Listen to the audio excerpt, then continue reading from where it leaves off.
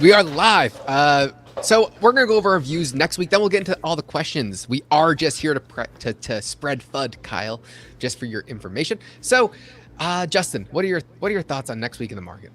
Oh, my thoughts on next week in the market. I don't have any because I was too busy dealing with a dump truck full of $100 bills that showed up from Fidelity, Citadel, and whoever else the villains are in order to continue spreading our woeful message of doom. Anyways, enough bullshit aside. I actually don't know what's going to happen. Josh, you're much more the markets guy than I am. The way I try to approach this is I think back to what happened with LTCM. I think back what happened to mortgage-backed securities. And like I think, salient point that guides my vision, but like it's more like long term, not like short term, is this: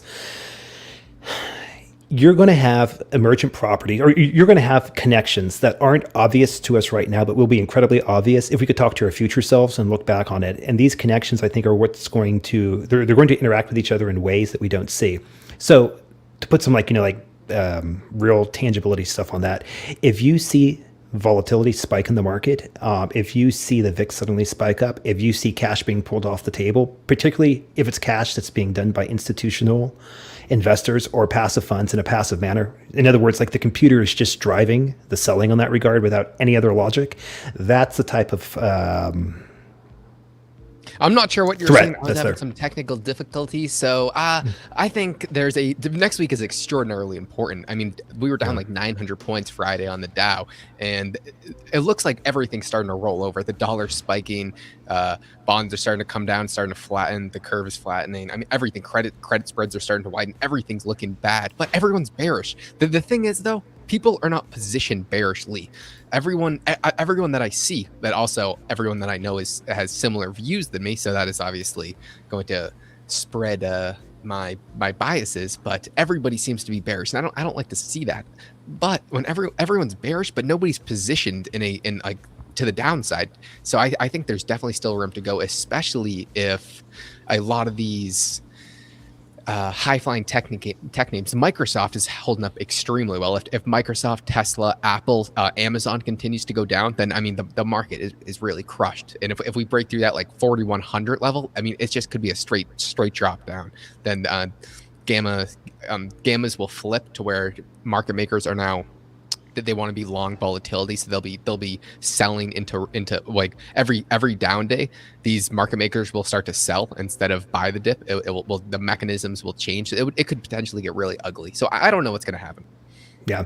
Well, I would say everything's primed for like a self-reinforcing cycle, whether it sends it up as maybe it's been doing for the past, few years, or it sends it down. That's the thing that I worry about. Like maybe an example is if you're looking at an autopilot on a plane, it works 99% of the time. It probably works really well. Where it runs into issues is that 1% of the time, or that 0.001% of the time where it doesn't work. And that's where things are just so wonky. Again, think 98 with LTCM, think 08 where you had Collateral that was thought to be pristine, that was anything but, that basically blew up the system and basically freaked everyone out. I think that's particularly indicative of what you're going to see happen. I mean, set GME aside just for a second and imagine how much money is locked into passive ETFs that are algorithmically driven. In other words, there's no human being that's doing any, or no real human being that's doing any real oversight. If the algorithms get spooked for some odd reason, what's the guy?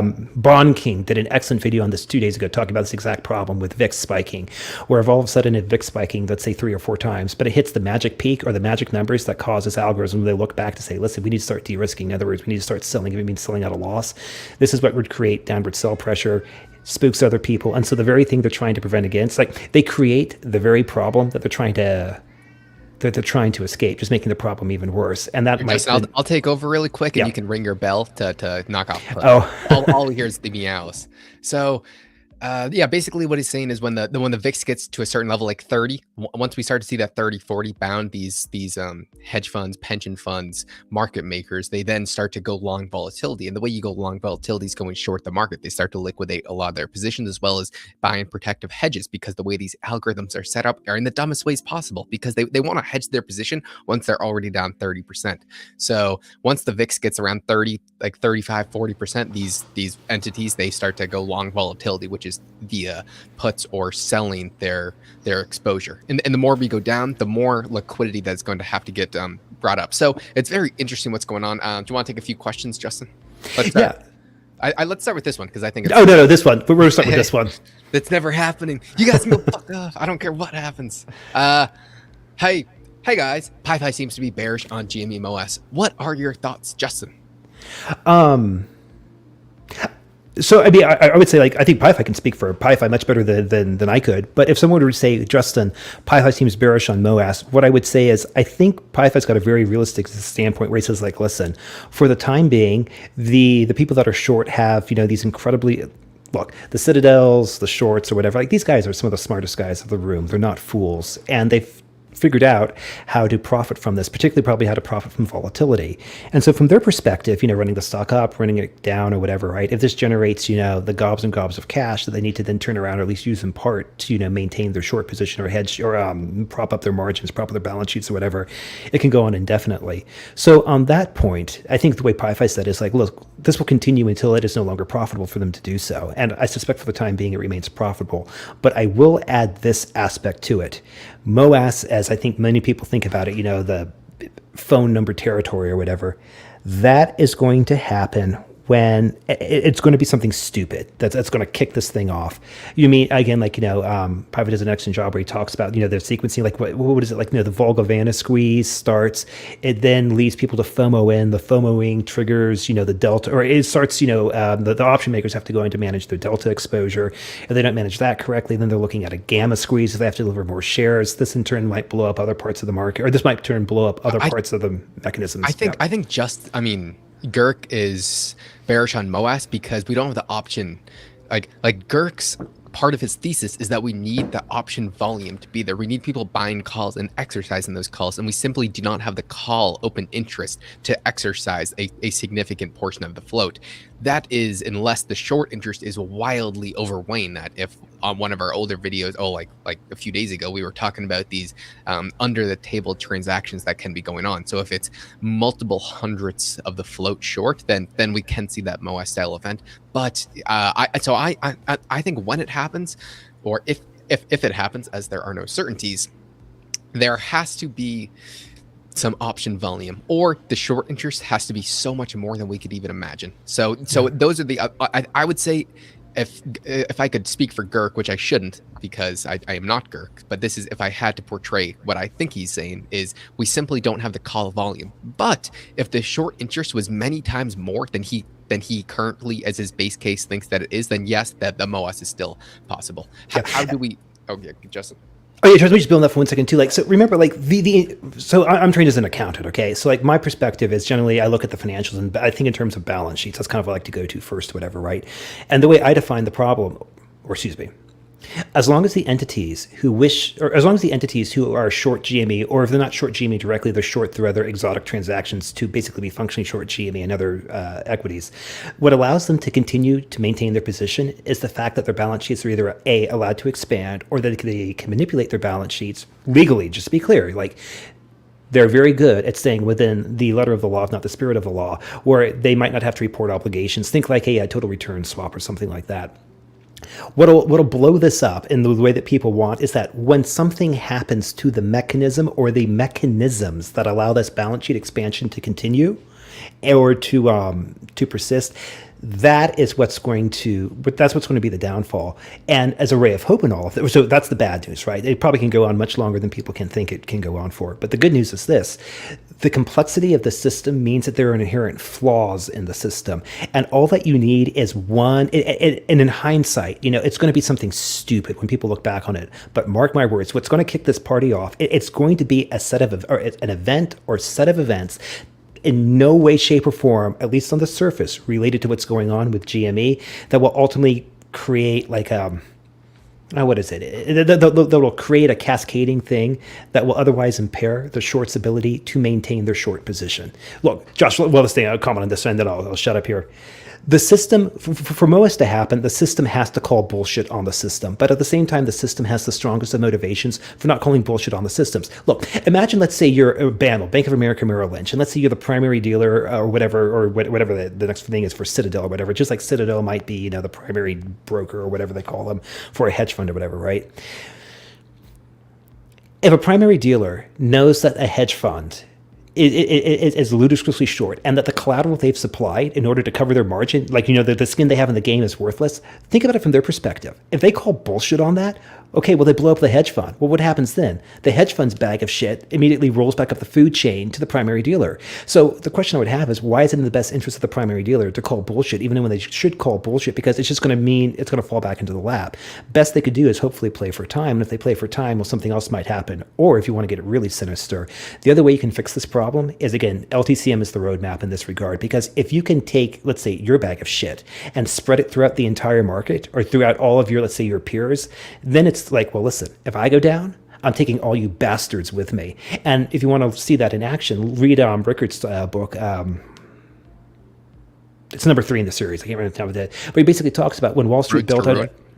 Yeah, I think it's Reds to Road. It's like chapters 4, 5, 6, and 7 in that one, where Rickards basically talks about Wall Street, when they bailed out LTCM, they didn't do it because they wanted to bail out LTCM. They bailed out LTCM because they had to bail out themselves. Because if LTCM blew up, it would take everyone else down with them. Same thing with 2008.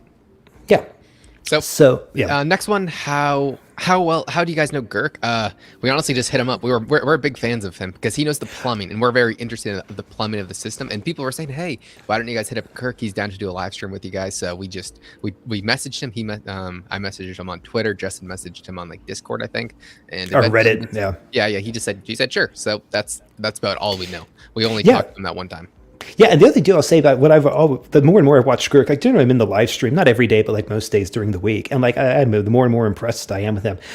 He's got a real good skill, well, beyond just the dry wit, which is always funny, and the ridiculous comments that people lob at him, like the like understanding or like having someone draw out the internal mechanisms, like, okay, well, here's this, it's connected to that, and so on and so forth. Like that's a useful skill to have. If you haven't figured out, like Josh and myself, we're much more on the like the economic or the macro side, which would be more so along the lines of like the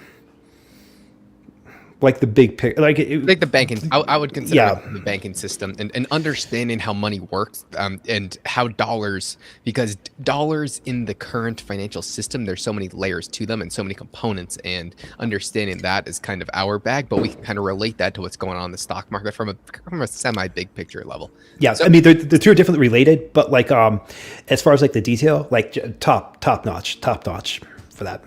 Justin, thoughts on the DTCC haircut on Collateral? Yeah, so that's a really good question because that gets back into the Collateral question. I actually have some real insight on the Collateral question. So because everyone had so much capital gains this year, and so the government got a bunch of money because of all asset classes were up a bunch. Therefore, because of that, the TGA, when capital gains comes back, or when taxes come back to the government, that goes in the TGA account, the Treasury General account. That is the government spending. So the TGA actually just bumped up a lot. And when that happens, they don't have to issue as many T-bills. So because usually they issue T-bills to service their debt, but since the TGA spiked up due to all these tax returns, therefore they don't have to issue as many T-bills. What happens to the market when there's already a lack of T-bills in the system, and Janet Yellen comes out and saying, you know what, we don't have to issue as many T-bills now because we can just run down our account. That is going to cause a short squeeze on Collateral, and we can see this with repo fail spiking. Reverse repo just hit a new all-time high because the desire and absolute need to have these T-bills on your balance sheet is going to be there no matter what. I'm not too sure what the DTCC's haircut on Collateral means, Justin, do you? But 1 second. With Janet Yellen issuing less treasuries, I would expect reverse repo to continue to spike, and potentially, I mean, that probably means that there's the need for collateral and you don't know where else to go. If you're going to the Fed, that means you don't trust the open market. And if you don't trust the open market, why is that? Yeah. So what I would say is, if you see the DTC rolling through a haircut on it, they're probably rolling through because they view an increased risk factor in the market. And so right now, like, what's fascinating is that if you go back, there's a really good book called Layered Money by Nick, I can't say his last name, but he does a really good job of kind of talking about like the concept of money and how it started, kind of where we're at right now. But there is an argument that I find very persuasive for myself, although I don't have the technical expertise to really expound upon it, that like we are essentially in a collateral shortage environment right now. And the base layer that everyone goes back to are bonds or sovereign government debt. And generally, people always flock to the United States for that regard. You can make an argument for maybe, boons or whatever. But at the end of the day, it's U.S. Treasuries are what people want. So I find that to be a very, very interesting cross current. And as far as the DTCC playing into this, if the DTCC is saying, listen, we're doing a haircut, like they're not doing this just for shits and giggles. They're doing it because they see something. Now, what particularly they see, Josh, that I don't know. But anyways, I see it as a response to more risk in the market. It's how I interpret it. Sorry, I was so dozed off there. So let's go on to the next question. How difficult is Forex and futures trading? I would just stay away from it. If that's your, that probably that difficult. Forex and futures, I don't do it. I mean, I'm not even old enough to. Like, if you're on Interactive Brokers, you need to be 21. So most you need to be 21 for most of those brokerages. So Forex, I mean, currencies are very trending. But I would just stay away from it. Unless you're an expert, you can lose everything in futures in minutes, and so just completely stay away. Yeah, and here's one other component too, whatever, right? Like we only see the tip of the iceberg of what's going on here, and there's many other things that go beyond the world of economics that might be impacting this. And so, like, if you've ever watched any of Brent Johnson's stuff, think about like the dollar milkshake playing out. So you might be able to make a really good case argument for like a very solid economic position of the dollar should go up compared to whatever, the dollar should go down compared to whatever, and you might be right. But due to factors beyond your control, particularly there's a geopolitical angle, for example, people are dumping U.S. Treasury or foreign central banks are dumping it to diversify to something else because they saw what happened in Ukraine and all that jazz. Well, that is big enough to completely overwhelm whatever, like, in a sense, local or smaller macro trends you've identified. And so the point is that even with like all the research you have, this is the complexity problem. Like, even with all the research that you could possibly write, and even though you might objectively be right, you can be completely like outgunned by something completely beyond your control, completely coming out of left field from beyond the world of macroeconomics. So in other words, if you want to trade it, but just understand when you get it right or you get it wrong, it might be more so just due to pure luck versus like a thesis you had actually playing out. Well, that's usually luck is the way we root for it anyway. So as All-Nighter Hider says, what up, my friend? There doesn't seem to have been any thought in with human trading either. It's definitely not with mine. There is not. It is pure algorithmic based. So Justin, what are your thoughts on institutions not recalling their shares as they are at risk? That's a good question. So I don't have a good answer. And I really want to go to the conspiracy angle because I love that stuff. Like, don't get me wrong. Like, Josh, just go for it, Justin. Go for it. Well, so I'll start with saying this. Like, what is the Only I'll call you crazy. No. It's the phrase like never attribute to malice that which you can explain through stupidity or whatever. So my first thinking is that from the institutional standpoint, they might not be doing it just because it's like, look, it's just an extra button we have to push. Why on earth are we going to push the button? Like I would suspect like the various people at the brokerages or the ETFs or whatever, right? Their attitude is like, well, listen, we only really recall shares based upon, the following, 5 things. One of them might be, let's say, if there's a share dividend coming through, and that's mainly for tax purposes or whatever, right? There's an example of an emergent property, by the way, how tax policy affects, a share recall, which would affect shorts who have, let's say, they're short through off-balance sheet transactions, through total return swaps. See, there you go. There's an emergent property coming to light, theoretical emergent property coming to light. Justin, anyways, don't file your taxes. Yeah, joke's on you, government. Yeah, good luck with that.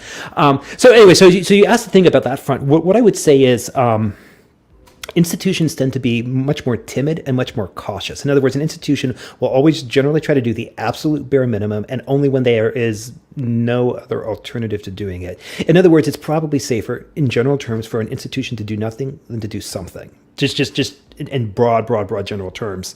Yeah, I mean, they're sticking their neck out there. If something does go wrong, they're blamed. Yeah.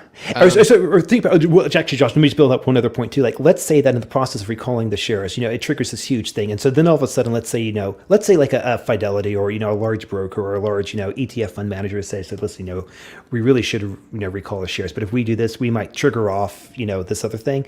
And we don't want to be responsible for a lawsuit. And even if they would easily prevail in the lawsuit, they still have to defend themselves. They still have to deal with, the negative PR and all this other stuff. So if an institution says, okay, well, listen, for the past, again, numbers out of my ass, for the past 10 years, we've only recalled shares for the following 4 things. It's in our corporate documents, it's our precedent, it's our policy or whatever. And it's very easy for us to stand behind it saying, hey, listen, we're just doing exactly what we've always done. We're not trying to do any hanky-panky on that front.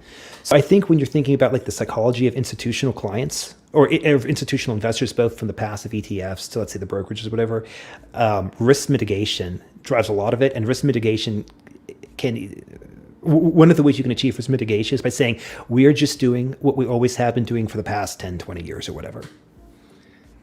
Justin, he had to sell all of his positions on his broker because they changed their T's and Q's, is direct registering his shares after rebuying on Interactive Brokers worth the hassle?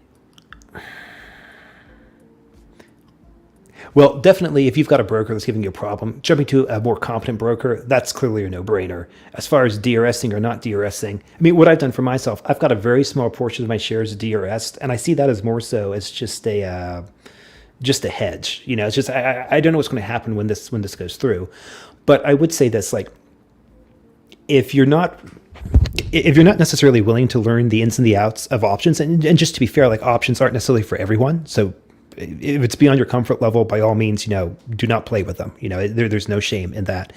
But if you have your shares at a brokerage, particularly a reputable brokerage, like, I use Fidelity myself, but I've heard good things about IBKR. Vanguard I've heard good things about, but I hate their user interface more than Fidelity's. Anyways, the thing is, so back up. The question was, do you or should you not, DRS your shares? What are your thoughts on DRSing your shares? I don't know how many shares you're talking about, but let's say you have maybe 120 shares. Maybe what you might say is, okay, I'm going to DRS 20 of my shares, just so I've taken a little bit of the risk and I've changed it from here to there to computer shares, but I still have the majority of my position at a broker, and it's a broker that seems to be competent. If I ever want to start playing the option game, I've got that no pun intended, but I've got that on the table. The key thing is, I think you want to have multiple, not pots, but you want to have multiple bullets to shoot at this thing, because whenever you have turmoil in the market, like, expect stuff to go down, and it's not like they're crime or hanky-panky. It's just, servers are going to crash, they're going to get overloaded, and if brokerage A goes down, well, if you still want to trade, if you got brokerage B, how does that hurt you, or brokerage C, etc. Okay, also not financial advice. What will cause total return swaps to blow up? Basically, it will be a situation where just like let's say you're doing a repo transaction and you have a time date where you guys are going to flop back. Either you're going to put up more collateral or more cash. And when that date comes and you're supposed to either give more cash or more collateral to whoever you're doing your transaction with, and you don't have the capital to do so, then they're going to start to margin call you. And when that happens, it just causes a negative feedback loop. So it will be when they run out of money. Yeah. And not they run out of money, but like the jig is up, because like they might have already run out of money, but like if their peers, and this is the key thing. Literally, banks can only go bust if all other banks collectively agree that they no longer want to do business with them. There's a situation where all of these banks are they're bust on their balance sheet, but all banks are still doing business with each other, so it doesn't matter, because banks create the dollars, and they can also create the collateral that they use in each of these transactions through collateral multiplier effects. The only way banks can go bust is if all other banks don't want to do business with you anymore. So maybe all banks are bust and all banks are still doing business with each other. Therefore, they just don't want to call bluff. Therefore, it would just be who calls bluff on the system first, as Justin says. Yeah. When housing market, hold on one second. So soothing. Yeah, thank you, All Nighter. Yeah, that's the one. Nick Bahita. Anyways, excellent book, short book, but like top notch book. When you're not being Kyle, beaten to death by it. If you have reassured yourself, therefore we confirmed your bias, and we just started our new channel confirming your biases. I'll try and get the link. No shame sellout is what I am. Basically, we're going to post all our other content that is non-economic related, because no one likes those videos for some reason, but we like doing them. Oh, Phil C, how was? Oh wait, sorry, Phil C. We skipped over someone. First off, we're not reading bedtime stories. That is for babies. Then, Justin, when the housing market crash? So that's a good question. There's really good DD by I think it was Dr. Gingerballs. He was talking about commercial mortgage-backed securities, and the other thing that I found particularly interesting was he was talking about when you see cash being used to purchase property, that cash might be exchanged as, like, say, level one of the transaction, but the cash itself is derived from, let's say, like a margin loan or it's borrowing from some other sources outside the realm of real estate anyways.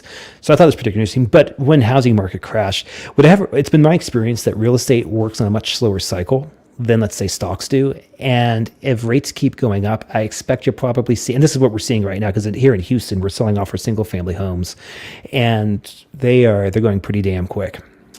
Very, very strong market. But I suspect what's lighting a fire under people's asses right now is you have people, rates are going up, I want to get something locked in come hell or high water. And so what did Gammon say the other day? Like, you pull demand from the future back into the present, so you get like this upward spike, but just so you have the upward spike now, you're going to have the down later.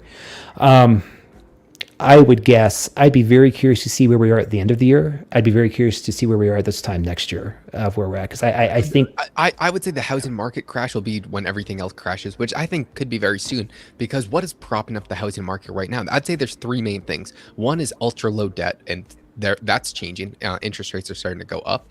The other is this government liquidity that came in through the stimulus checks. People had more money, and when you have more money, you have more money to spend on stuff. Down payment on a house, increasing the prices. The third was the ever increasing asset prices, but that's starting to change. If if they don't have enough money, they can't buy a house. If they can't buy a house, especially with ultra cheap debt, they're either gonna have to, or a lot of people are gonna have to downgrade. That's gonna just cause a trickle down effect. But housing crashes very slowly. Well, we will never see I don't think we will see a situation where we just see a housing crash in like 3 months, like we did with the COVID stock market crash, because the housing is very, very slow trickle down. I mean, it took like 3 or 4 years for the 2008 housing crash to complete itself.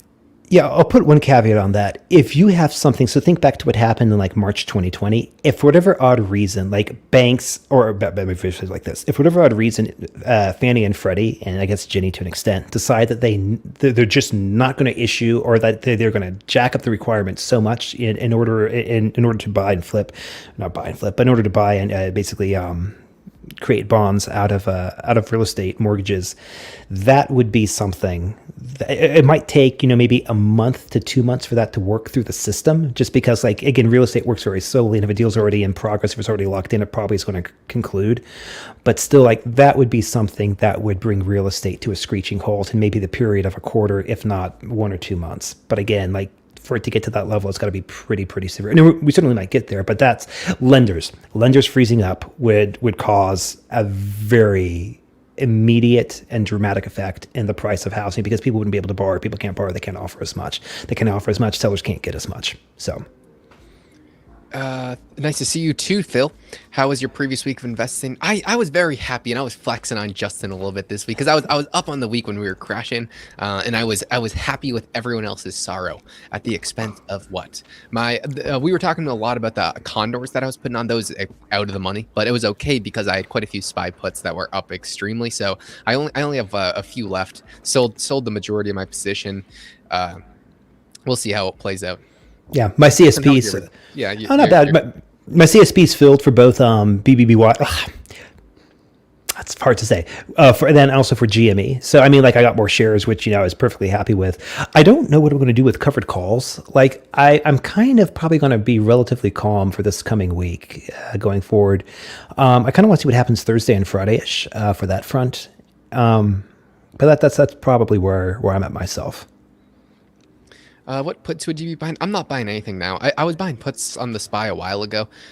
Just when VIX was getting down towards like 18, when we were kind of having a quick little melt up rally, I was buying puts, and I would do that again, because the way crashes or the way bear markets work is usually you will see these massive dips, and then during those dips we'll then see a very quick run up, and like what we saw. The biggest bull rallies happen in bear markets, and that this will be no exception. So, and we've seen this many times. So what I've been doing is, when we've seen these massive dips down, like we had like a week of just nonstop selling, and I had a lot of puts, and I started to sell those up for a few 100%. Now I only have a few left in case we see some sort of liquidation event next week, but the majority of my position is done. Now I'll wait for the next time. Let's say the VIX gets back up to the 19 zone. I'll probably buy some more puts. But right now I'm doing nothing. I have no interest. Maybe I'll buy some extremely asymmetric like iron condors or something just to keep me busy. Justin, would you be buying anything? I don't think you would not be buying 8 puts. What are your thoughts on LRC? I have none, literally none. Justin, do you have any? Yeah, so I don't know enough about the mechanics of crypto to comment intelligently on that front. I do think crypto is very much the future. I'm really curious to see what GME brings to the marketplace. Very, very curious on that front. And this might be, again, going back to very high level here. If GME offers some sort of spin-off, or if crypto gives GME the excuse to offer some sort of dividend, like crypto dividend to the shareholders, that's a very interesting example of, one of these complex things. And we can kind of see it like before, because you think what happened with Overstock or whatever on that front. But I see it as being inherently, even though I don't necessarily the various ends or, the various form it'll take at the end, I can definitely see how it would present a great deal of consternation for those who are short. So in other words, I see it as a net plus, but I can't necessarily spell out the details of, this part connects to that part, which connects to that part. Here's where we're at. Here's where I think we're going to go. The middle, hell if I know. So, but I think it's a positive. Justin, what are your thoughts on Robinhood going to zero or bought out? Well, when I was a boy in Bulgaria, I No comment. I don't know either. I don't know enough about the fundamentals of a actual brokerage. So that would be a question for an expert, and that is not I.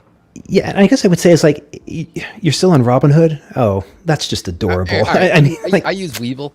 I'm sure many of you guys do, because it's so convenient, and they make it it's like just playing a fun game. They do that on purpose. They make it very easy to say yes and buy.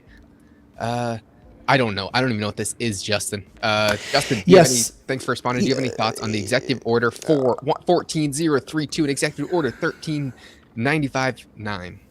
So if I recall correctly, that thing came from the Trump administration, and I think it was, at least on the surface level, designed to go after, or at least present some sort of financial. I can't remember what it would be like. It was Chinese companies, right? Like Trump was targeting, or like their concern was like Chinese companies were somehow like or back up, whatever. No, I have nothing intelligent to say on that front beyond just the fact that I see it as like a tip of the iceberg. So you can see the order, you can read the executive order. That's like the tip of the iceberg. You see what the popular punditry says on it. But again, it gets back into what's the second order effect, what's the third order effect. What's lurking beneath the surface that's really going on. What are all the effects that they were aiming for that they either achieve or did not achieve, or effects that they did not think they would achieve, but they did achieve. Like that's the real question to there. And I just lack the expertise to know that. Only insight, again, what's on the top is probably nothing compared to like what's lurking beneath the surface for stuff like that. Phil, my friend, how is working for Gammon? Is it hard as you guys aren't even in the same country? No, it's pretty easy. It's easier than when we were together. When I was living in Arizona with him, it's easier now. So there's no real difficulties, because before I was still working online just in Arizona with him, but I was still on my laptop just with him. So it's the exact same. Colombia's opening up its restrictions today, actually, May 1st. So there's no longer any medicine mandates to get into the country. So I'll probably be visiting pretty soon, but I don't think I really will be living with him again. We weren't living in the same place, just like in the same area for a long period of time again. Ooh, this is a great question. What things would we invest in after MOASS? So I would say you've got two ways to think about this. Number one is, okay, so MOASS is going on. Like, what are you supposed to do during MOASS? So again, PyFi did an excellent DD. He's actually got a standalone DD on how to plan your various exits, over a squeeze. So I'd say that's kind of the first question. But okay, great. Now you've raised it. Oh, Phil C, I didn't know how is working with Gammon. It's incredible. I mean, absolutely, mind blowing, out of this world. So keep going, Justin.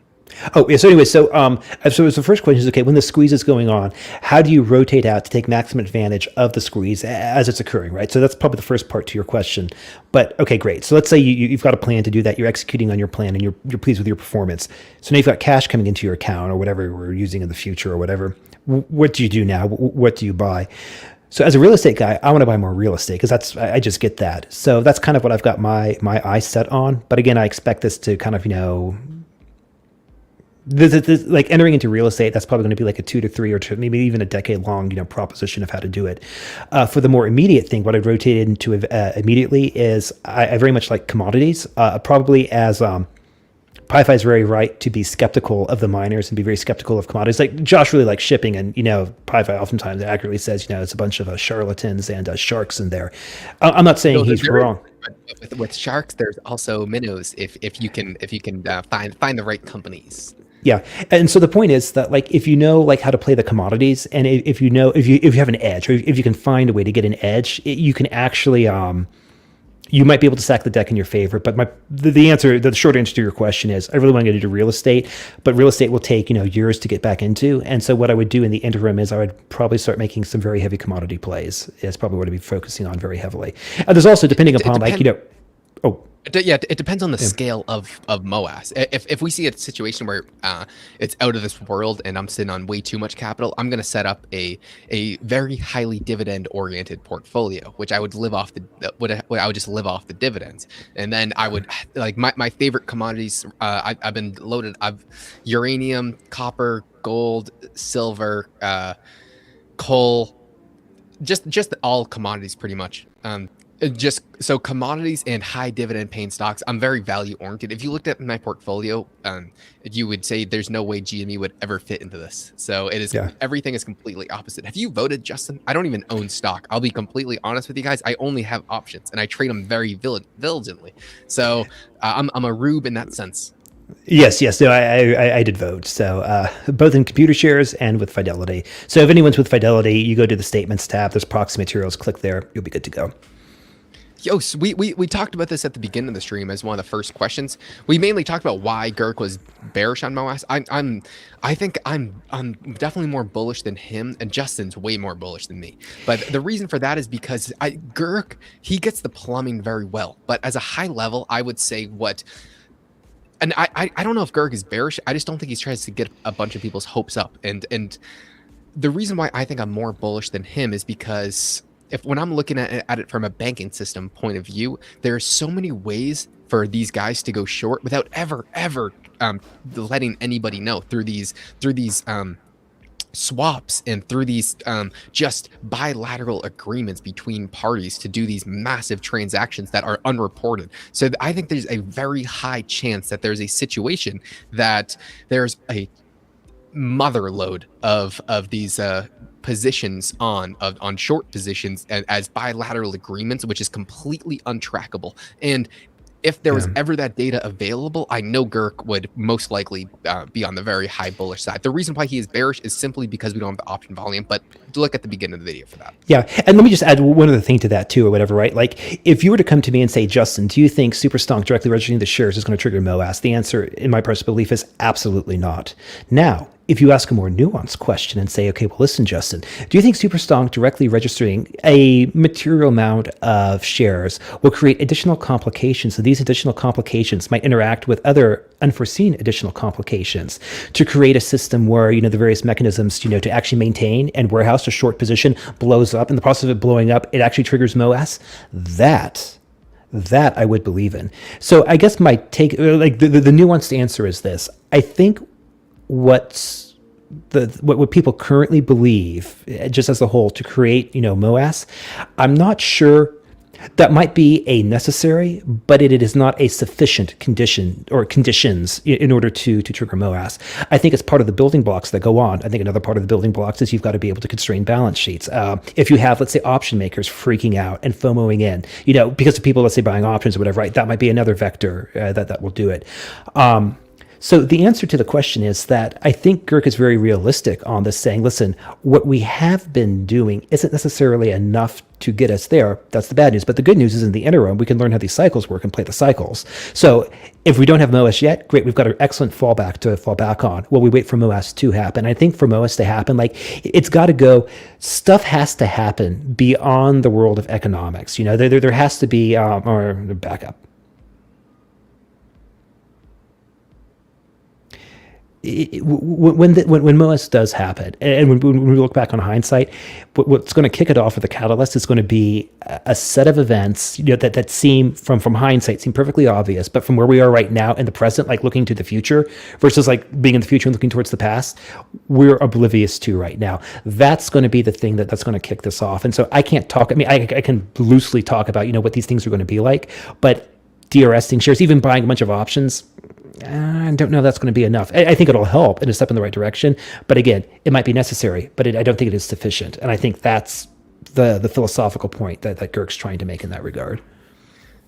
All-nighter hider, no matter how many likes this gets, I will never shave my head. So 30 likes will not do it. Maybe if we get 30 million this live stream, I'll still consider it.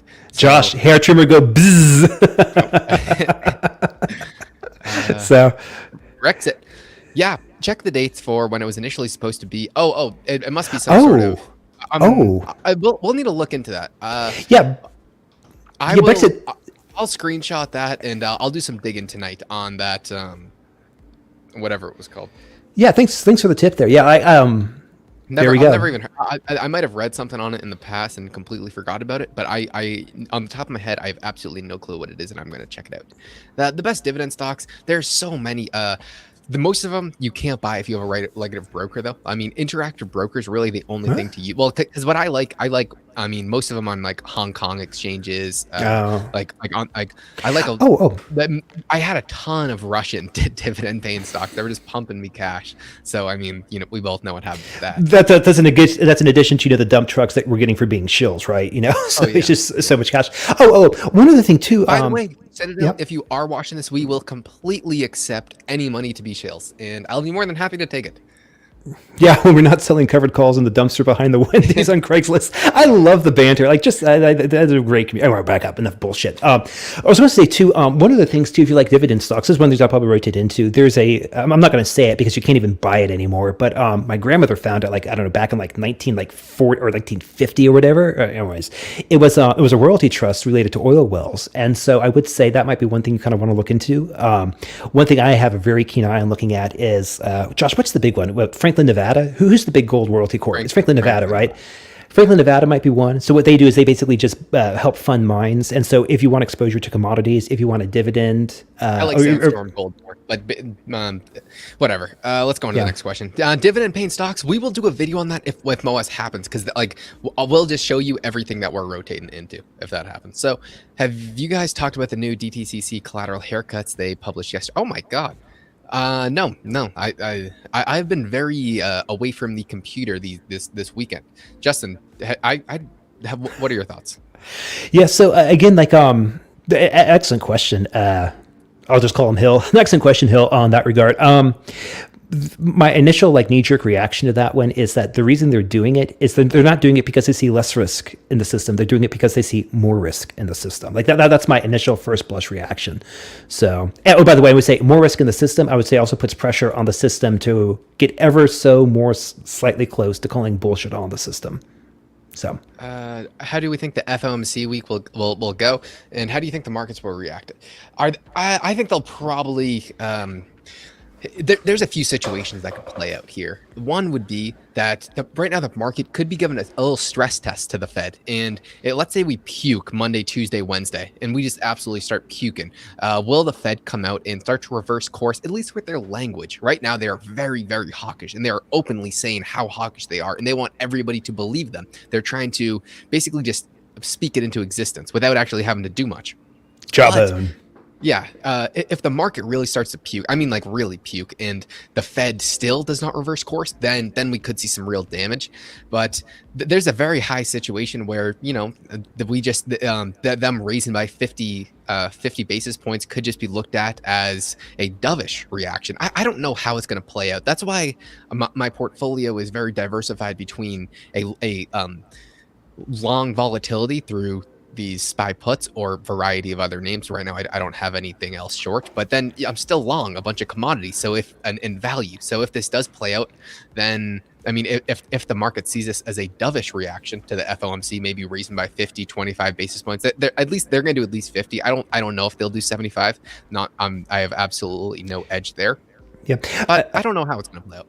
Yeah, another thing. So no edge on myself here, but I will say the kind of my go-to source when it comes to the Fed is Gregory Mannarino. If you're not following him, by all means, give him a follow. He does 2 videos. I would say my main would be Kevin Muir. And actually, Yeah. I was just listening to their podcast earlier on the Market Huddle, which is absolutely fantastic. I mean, I would highly recommend them over us every single day of the week because they've actually done this. They've done this for a living, and now they're just ex guys. So I don't know what's going to happen with FOMC this week. I don't know how the market will perceive it either. That's why I don't try and guess this stuff. I just try and diversify a portfolio that can perform no matter what happens. Yes, 100%. We're completely on board with that. I can assure you, I will not attend all nighter hider. We both know that MOASS is never going to happen until I shave my head. So yeah. Why are you being so selfish, Josh? Selfish. I have no thoughts on Deutsche Bank. I've Deutsche. Yeah. So it's one of those things where, like, what was the guy that he was found at that high school in Los Angeles dead? You know, the old wasn't it the whistleblower? Did you catch that story earlier this week? Well, anyways, like it's I don't know. I have nothing like really insightful to add. But if you spend time on more of the darker corners of the internet, Deutsche Bank is one of those names that just keeps coming up over and over and over again. So kind of file this under where there's smoke, there's probably fire, even if I can't yet see the flames. But yeah. Absolutely, yes. If I could go back in time and work on a trading floor how they used to be, yes, I would, but I would probably suck at it because I do best when I do nothing. And if I was on the trading floor, I'd be very tempted to do stuff every day, but it does seem like an extremely fun thing. And that like reading like all the Market Wizards books, all these old time like that's reminiscence of a stock operator, all these books have just always made me very intrigued, and I love to hear stories from these ex-legends about the trading floor. Wearing suspenders, wearing your pants up to like right here, like all the memes from the past. Yeah. MOASS pre-split or post? So here's an interesting question for you. Like, Jonathan, am I saying it right? Or whatever. I think it depends upon like how you define MOASS in this regard. Like, I think one can make an argument, and this is how I view it, is that like when you see these quarterly run-ups and cycles, my suspicion is that think like a total return swap or whatever, right? If that's part of the play that people are using to maintain their short position off balance sheet and in the shadows, well, still you have to kind of like do like a reset, which might be on a quarterly basis where the banks or where the two parties kind of square their books, and the squaring of the books is what we see that actually creates these spikes and these fallback downs. So in a sense, you could kind of say these are maybe like mini like pre-squeezes. Like I kind of want to use the word foreplay, but that's probably not the best fit for it. Anyways, the takeaway is that like I think you're seeing the what would be the word? Like you're seeing like it's foreshadowing. You see these foreshadowings of MOASS. Just like on the LTCM, there was a bunch of things happening beneath the water as well. It didn't like you could look back at that time and see things bubbling up even a few years before. Same thing with the Great Financial Crisis. Things bubble up in the water beforehand. When it happens, like who knows? When moon? No one ever really guessed that. But I will add one other thing to it. Is like the way I kind of think about this and try to explain it. Like remember like when you played video games as a kid or whatever, right? You're trying to fight the boss, and like the boss has his shields up, but the shields only go down every like 50 seconds or so. So you go and shoot the boss, shields go back up for another like 55 or whatever, right? I kind of get the same vibe. That's what we're dealing with right now when it comes to the short position, where they are exposed, call it on or about once a quarter or whatever, right? Where they have to just square their books or whatever, right? And that's where we see, these run-ups and run-back downs. And again, like this is where I would say, again, refer to PiFi, like if we know that this thing is happening on a quarterly basis, okay, well, great. We can actually make this work to our advantage. And if we can get even more capital and even more shares of GME by understanding how these mechanisms work and understanding or having a slight edge on the timing, that means that when MOASS does eventually happen, it'll be all the more beneficial for those who have been able to, make hay while the sun shines. Now, again, assuming that's in your risk level, assuming that, you're willing to, learn the ins and the outs, great. If not, hey, listen, no worries for that too. Buy and hold, perfectly acceptable. Yeah, Macro Alpha is just fantastic. He does have his podcast is just phenomenal. Today he had Mike Green on today. I mean, he's had some of the biggest names in finance. I love Macro Alpha, and in the sense I'm with George Gammon, I've actually had the chance to talk to him. I don't know if I'd be able to get him on the show because I feel bad since we have such a small platform, like using these guys for their generosity to just plug them. But if I can ever get Macro Alpha on, I would love to. He's a great guy. Yeah, and just if you missed it, run. He did the interview with Snyder and Emil Kalinowski. Was it Thursday? Oh, yeah. Watch that. That's fantastic. So yeah, Macro Alf, he gets it, and he's managed billions of dollars before. So any updates on the nickel squeeze? No, I mean they got bailed out because they got these stupid limitations and our great financial market. No, there's no real update on it. I do have one flip comment or whatever, right? So I really like the metals, the silver, gold. I love that stuff or whatever, right? And if you follow the silver community or the gold community, really more so the silver community, there's a lot of parallels to the GME story. Like I would say, silverbacks are probably first cousins of apes in any event. I also make the comment to everyone in this, and they hate hearing this, but I make the comment that everyone who's a silver bug or whatever, right, should be naming their children after Jamie Dimon, because he's just the gift that keeps on giving when a certain bank keeps smacking the price of silverback down. Yeah, people howl, yeah, they hate seeing it, but that just means if you can exchange less of your fiat dollars to get more of the metal or whatever, right? And if you believe in your thesis, this is an ultimate plus. So I mean, for those who want to see, it's like the same thing with GME or whatever, right? For those who only define their interest as is the number going up or the number going down, okay, I can understand the psychological game there, but I think maybe the more insightful way to think about the thing is, okay, well, listen, if I believe in the thesis, if I believe MOASS is inevitable, if I believe, silver and commodities, being unshackled from COMEX is inevitable, and now I have the option to buy more of the stuff for less, this is a sale. I legitimately mean that, I mean, yes, it sucks, of course, to see the price go down, but there is a silver lining for this. Now, I don't know if I would go as far as saying you should name your children Ken Griffin Jr., but my point, though, is that, take it and run with it. Maybe I'll slap some mayo on their first sandwich as a sign of respect. So what's the biggest split they could do after the vote if it does come after the vote? So this is a really interesting, so I think the maximum shares they could issue is 300 million and change, and I think they want to go up to what is $1 billion. I mean, those are rough numbers. I think they could do a 3-to-1. So back up, if you have one share. So this happens before the vote. If you have one share right now, what's 75 times 3, Josh? 225, right? I don't know.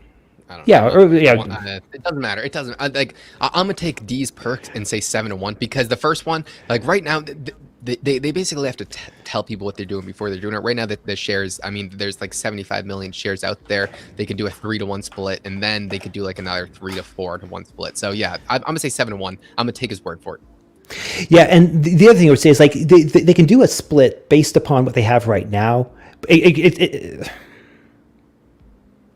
They can't do as much of a split, but they wanted to do it a surprise thing before the meeting. They can do that before the vote because the corporate charter will allow them to do that. Now, after the vote, they could do another split, or they could do just one split that's even larger after the fact. That I don't know. And then it's just back into the emergent properties I was droning on about earlier. Okay, well, let's say they're also tying in a crypto dividend to this or whatever else, they're spinning off something. So you have these different pieces that are kind of moving with each other, and really, really curious to see how this plays out. But anyways, I feel like we didn't answer the question there. I don't know. Let's go on to the next one. Whatever happened with Evergrande? Oh, there's a system.